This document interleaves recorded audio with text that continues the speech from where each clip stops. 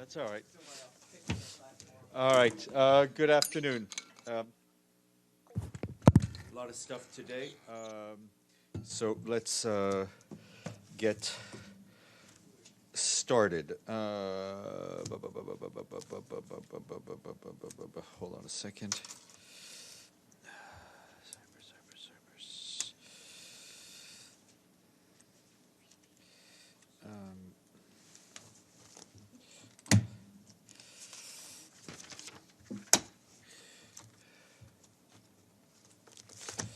All right.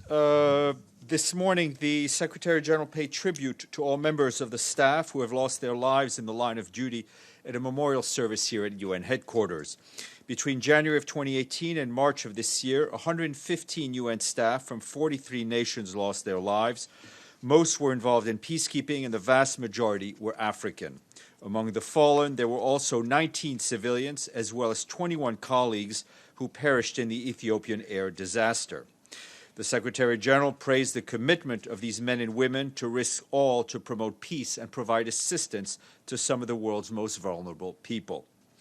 He also offered his deepest condolences to all families and loved ones and added that the United Nations is promoting better individual preparedness for crises and providing enhanced medical and psychological support for the victims and their families. It is also working to settle claims and provide comprehensive counseling, care, and assistance to survivors and families. The Secretary General reiterated his commitment to ensure that the United Nations reviews and improves its practices related to safety and care of staff.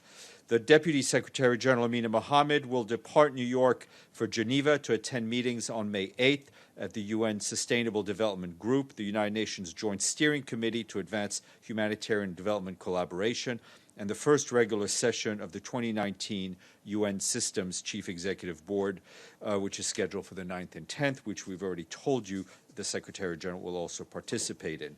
And also, as we speak right here at UN headquarters, the third annual African Union UN Annual Conference is going on here.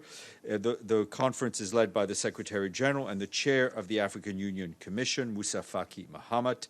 The conference, which aims to build on the close partnership between the two organizations, will address, among other issues, climate change and the African Union theme year of 2019, which is the year with refugees, returnees, and internally displaced persons towards durable solutions to forced displacement in Africa. We expect to communicate at the end of the meetings, and the Secretary General and Mr. Faki will hold a press encounter at 3:40 this afternoon outside of the Trusteeship Council. You're, of course, all invited. And I have a statement on the situation in Mali. The Secretary General welcomes the signing of a political agreement between the government and the opposition on May 2nd in Bamako, which was followed yesterday by the formation of an inclusive cabinet. The Secretary General commends the leadership of President Ibrahim Boubacar Keïta and the successful conclusion of the consultations that produced the political agreement and a renewed commitment to implement the 2015 peace agreement. He also welcomes the constructive contribution of opposition parties to this regard. The Secretary General urges all Malian stakeholders, including the signatory parties to the 2015 peace agreement, to redouble their efforts to address the challenges facing their country through the full implementation of the agreement, including the completion of the constitutional review process. The Secretary General reiterates the UN's commitment to continue to support the people and government of Mali in their quest for peace and stability. Turning to the situation in Israel and the occupied Palestinian territory, for the past year, the United Nations has been working hard to prevent the situation in Gaza from escalating and to provide humanitarian relief to the population. The latest escalation over the weekend was the worst since the 2014 conflict. Fortunately, following a series of engagements with Egypt, Qatar, and all concerned parties, we were able to contain it, based on understandings on the humanitarian situation in Gaza and the livelihoods of people, with no violence at the Gaza perimeter fence. It is now up to the parties to implement these understandings. If the calm is sustained, the United Nations believes that we will be able to discuss longer-term arrangements to improve the situation and provide relief for the people of Gaza by easing the closures and supporting the reconciliation process. Both are critical to finding a political solutions to the problems of Gaza. The UN Special Coordinator, Nikolai Mladenov, will be going to Cairo tomorrow to continue his discussions with relevant parties. Over the weekend, you will have seen that the Secretary General condemned in the strongest terms the launching of rockets from Gaza into Israel, particularly the targeting of civilian population centers. He urged all parties to exercise maximum restraint, immediately de-escalate, and return to the understandings of the past few months.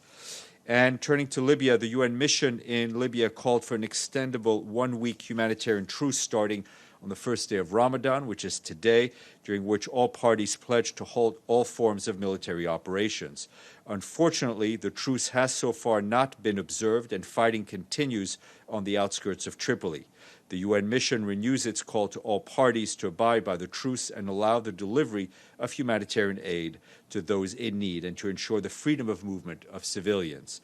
Over the weekend, the UN mission also called on all sides in Libya to focus efforts on combating terrorism, their common enemy, noting that terrorist groups will seek to exploit the ongoing fighting in Tripoli, expand their presence in Libya. We echo the strong condemnation by the UN mission of the attack claimed by Daesh in Sabna in southern Libya on Friday, which took 9 lives, including 1 civilian. Our humanitarian partners tell us that fighting continues in and around Tripoli. 104 civilian casualties have so far been verified by the health sector, and that includes 23 civilian deaths. Civilians continue to be driven from their homes by the fighting, with more than 56,000 people now displaced, according to the UN Migration Agency. Most displaced people are staying in urban areas with friends or families or rented accommodations. 29 collective shelters are in operation, housing close to 3,000 people.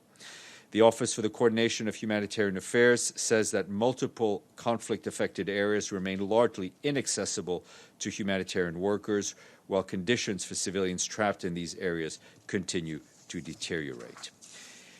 And I can tell you that the United Nations is extremely concerned about the attacks on healthcare facilities and hospitals in northwestern Syria, following a recent escalation of violence and hostilities in and around their demilitarized zones.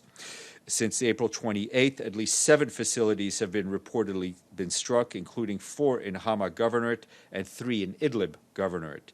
Yesterday, health facilities were reportedly hit by airstrike in Idlib and Hama.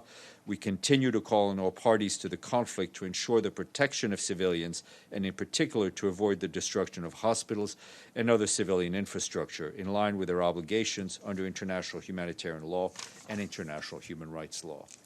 And World Food Program tells us from Yemen that they successfully arrived at the Red Sea mills in Yemen over the weekend. The plan is to establish a small technical team of Red Sea mills employees at the mills to begin cleaning and servicing the milling machinery in hopes of then preparing the wheat for distribution. This process may take several weeks. WFP lost access to the mills in early of September of last year. At that time, there were 51,000 metric tons of wheat, enough to feed 3.7 million people for 1 month. Over the weekend, the Special Envoy for Yemen, Martin Griffiths, met with officials in Sana'a, and he is now back in Amman. And our humanitarian colleagues report from Mozambique that the cholera is on the rise following Cyclone Kenneth, which made landfall late last month. Some 64 cases have been received at health facilities around the Pemba and Mikufi areas in the north of Mozambique. Cholera treatment centers have been set up in 2 districts, and treatment units are also being established. The World Health Organization is redeploying a team of public health specialists and logisticians from the city of Beira, where they had been there following Cyclone Idai, to Cabo Delgado province to assess Cyclone Kenneth's impact on health. Organizations working in water and sanitation, hygiene are also ramping up activities to help prevent the spread of cholera. Over 43,000 houses were reportedly damaged and destroyed, while nearly 41,000 students in Cabo Delgado have had their education interrupted due to damage in the classroom, according to the government. The World Food Program says 36,000 people have received food assistance in the worst affected areas. And I had been asked by one of your colleagues before the briefing to comment on Turkey's decision to send ships to begin offshore drilling operations around Cyprus. And I can tell you that the Secretary General is monitoring the developments closely with concern. Our position on hydrocarbons exploration has not changed. Offshore hydrocarbons have the potential to benefit both communities in Cyprus. The Secretary General recalls that the Greek Cypriot leader and the Turkish Cypriot leader have previously agreed on their negotiations that natural resources in a unified Cyprus would lie within the competence of the future federal government. The Secretary General urges efforts to be made to reduce tensions. And I want to flag that the Special Representative of the Secretary General for Children in Armed Conflict, Virginia Gamba, wrapped up a 5-day mission to the Central African Republic, during which she held the first national event on the campaign entitled Act to Protect Children Affected by Conflict, and publicly introduced the idea of a national plan to prevent grave violations against children in that country. And a global assessment launched today by the Intergovernmental Science Policy Platform on Biodiversity and Ecosystem Services, otherwise known as the IPBES, warns that around 1 million species are threatened with extinction as nature is declining at an unprecedented rate. Among the most threatened species are amphibians, corals, and marine mammals. The report ranks the 5 direct drivers of change in nature with the latest global impact so far. The culprits are in descending order: changes in land and sea use, direct exploitation of organisms, climate change, pollution, and invasive alien species.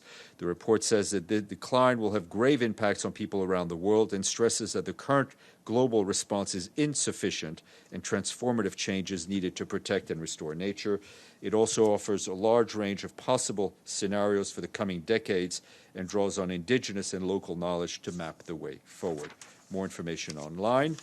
And over the weekend, the 1 billion monthly users of Instagram were joined by Antonio Guterres, the Secretary General of these United Nations, who now has his own Instagram account.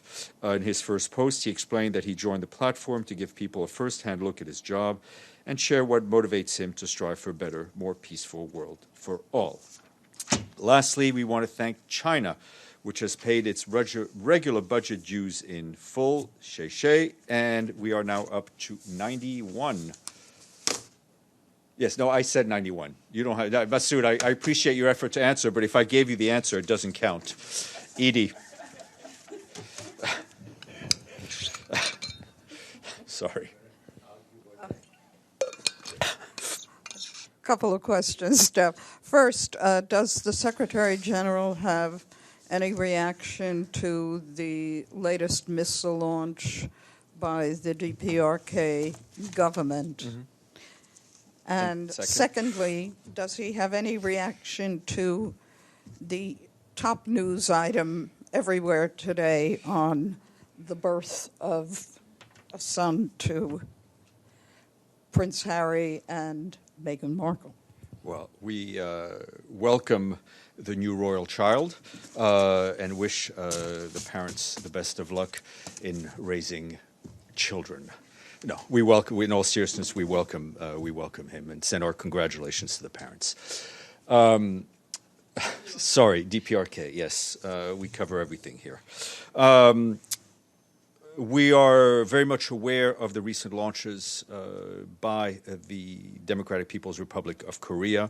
Such an action serves only to increase tensions in the region. The Secretary General continues to closely follow developments. He encourages all parties to continue their dialogue to advance sustainable peace and complete and verifiable denuclearization on the Korean Peninsula. Joe.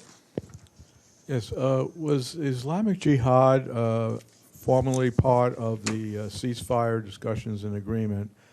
And was there any effort to have Hamas, which controls the Gaza territory, to take more effective steps to ensure that not only itself but Islamic Jihad and other groups, other terrorist groups operating in Gaza do not resume the rocket launches? Look, I'm not going to get in. Not going to give you any more granularity than what I've already whatever he said.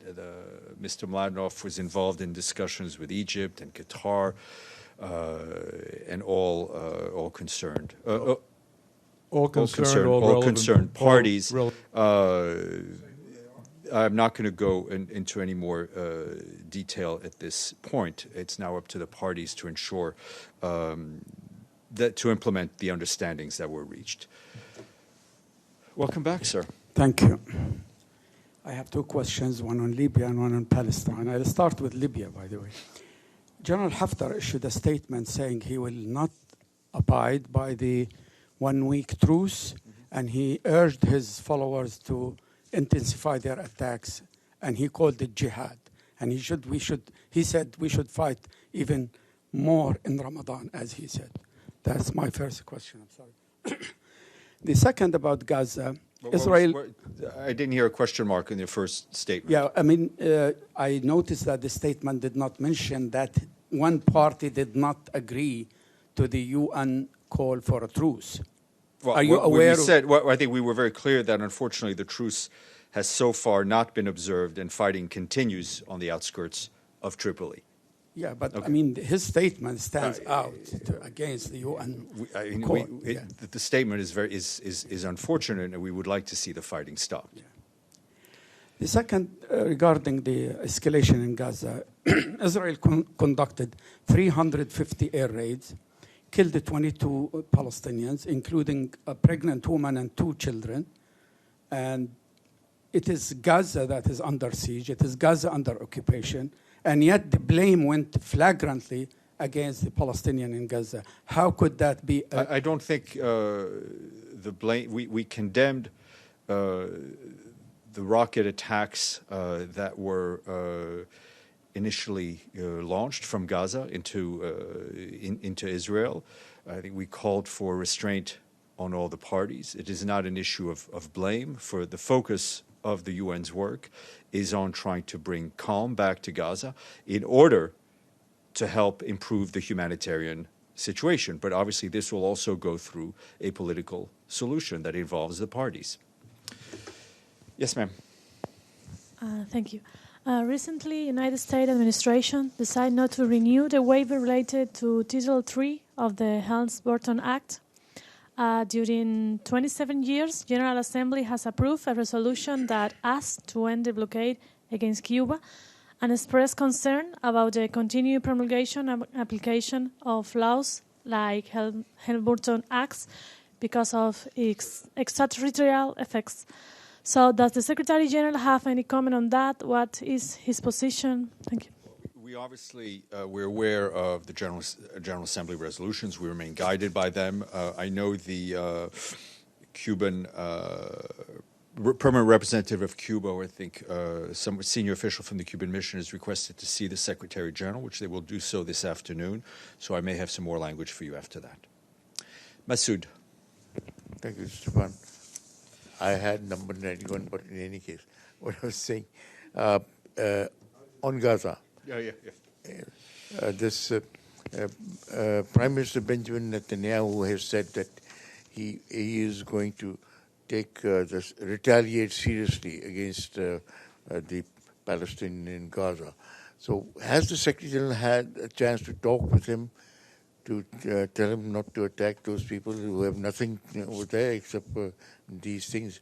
When the cat is just, being attacked like that, they will retaliate. That's what. Has he been able to talk to them? I'm not aware that the Secretary General has had any direct conversations recently with the Prime Minister of Israel. Mr. Mladenov, who represents the Secretary General on the ground, was in touch with senior Israeli officials throughout the weekend. Our aim, as I said to Abdelhamid, is that if the calm continues, we believe that we'd be able to discuss longer-term arrangements to improve the situation and provide relief to the people of Gaza, including on the issue of closures. Will remain closed? I think we will do whatever we can in cooperation with interested parties, with Qatar and Egypt, to try to improve the humanitarian situation in Gaza. Madame la Présidente de l'Assemblée Générale, it is your turn.